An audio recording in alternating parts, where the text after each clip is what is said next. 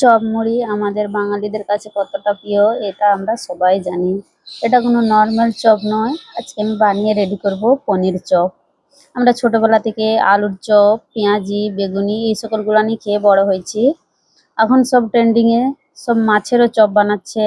যারা সব ননভেজ খায় ডিমের, ভেজিটেবলের মধ্যে টমেটোর, ক্যাপসিকাম, সয়াবিনেরও চপ হয়। আজকে আমি পনিরের চপ বানিয়ে রেডি করব। তার জন্য আমি 150 গ্রাম পনিরকে গ্রেট করে নিলাম, যেই সাইডটা মোটা ছিল গ্রেটারটা। 3টে আলু দেবো, সেদ্ধ করে রেখেছি আগে থেকে। আলুগুলানেরও খোসাগুলো ছাড়িয়ে নিলাম। এবারে বেসনের ব্যাটারটা রেডি করলাম।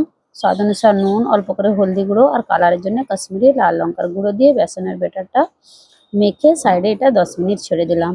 এবারে পনিরের পুরটা বানানোর জন্য আমি গ্যাসের উপরে একটা কড়াই চড়িয়ে দিলাম, সরষের তেল দিলাম। তেলটা গরম হতে পেঁয়াজ কুচি, রসুন কুচি, আদা কুচি এটাকে কিছুক্ষণ হালকা ভেজে নেব, খুব বেশি ভাজা করব না।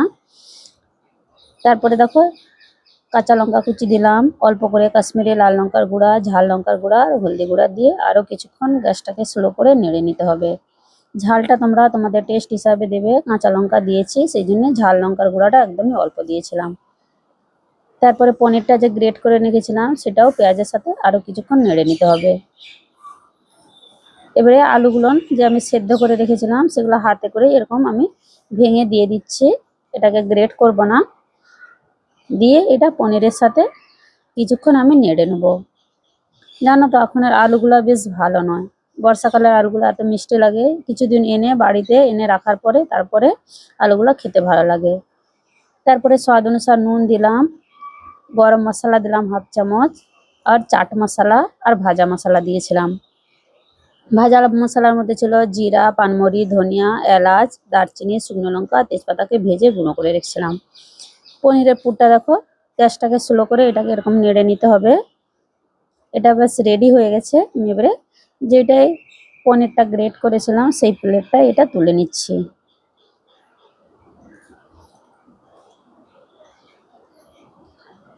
বেশ এটা তুলে নিয়েছি। একটুক্ষণ এটাকে রেখে দিয়েছিলাম, ঠান্ডা হয়ে যাওয়ার পরে হাতে করে একবার ম্যাশ করে নিয়েছিলাম। যে আলুর টুকরোগুলো একটু গোটা গোটা ছিল একটু ভেঙে নিয়েছিলাম, হাতে করে মেখে নিয়েছিলাম।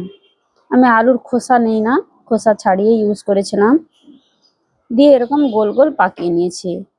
এবারে চপ বানানোর জন্যে আমি দেখো চপটা যে চ্যাপটা করব সেটার জন্য একটা পলিথিন নিয়েছি।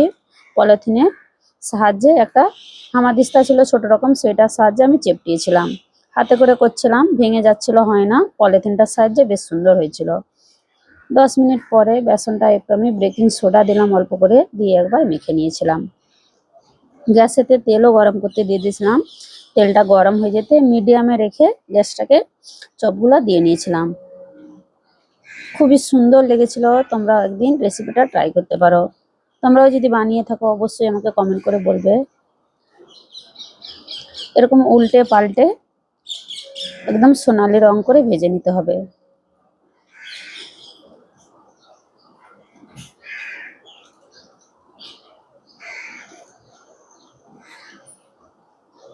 যেগুলো আগে দিয়েছিলাম দুটো, সেগুলো হয়ে গেছে, এরকম সোনালি করে ভেজে নিয়েছি।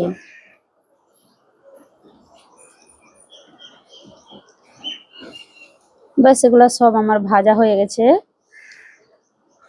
দেখছো কত সুন্দর কালার এসছে, আর দেখতেও খুব সুন্দর লেগেছিল, খেতেও তো একদম অপূর্ব। একটা ভেঙে দেখাচ্ছি ভিতরের ফিলিংটা কেমন ছিল।